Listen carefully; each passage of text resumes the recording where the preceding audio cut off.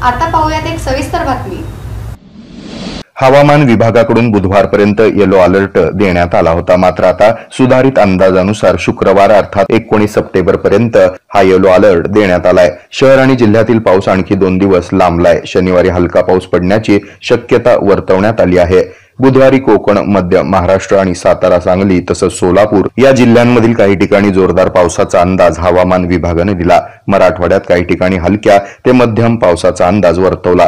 गुरुवारी आणि शुक्रवारी सोलापूरसह अन्य जिल्ह्यात जोरदार पावसाची शक्यता वर्तवण्यात आली आहे। सोमवारी सकाळी 8:30 ते मंगळवारी सकाळी 8:30 दरम्यान 5.3 मिलीमीटर इतका पाऊस झाला। मंगळवारी सकाळी 8:30 ते सायंकाळी 5:30 दरम्यान 0.4 मिलीमीटर इतक्या पावसाची नोंद करण्यात आली आहे। तर कमाल तापमान 29.2 तर किमान तापमान 23.9 अंश सेल्सिअस इतकं होतं। मंगळवारी सकाळपासूनच ढगाळ वातावरण होतं। दुपारी 4:30 वाजण्याच्या सुमारास शहराच्या काही भागात बारीक पाऊस झाला, तर रात्री 8:30 वाजण्याच्या सुमारास पुन्हा जोरदार पावसाला सुरुवात झाली। यामुळे आता कार्यालयाकडून घराकडे जाणाऱ्या नागरिकांना अनेक ठिकाणी आडोसा घेऊन थांबावं लागलं।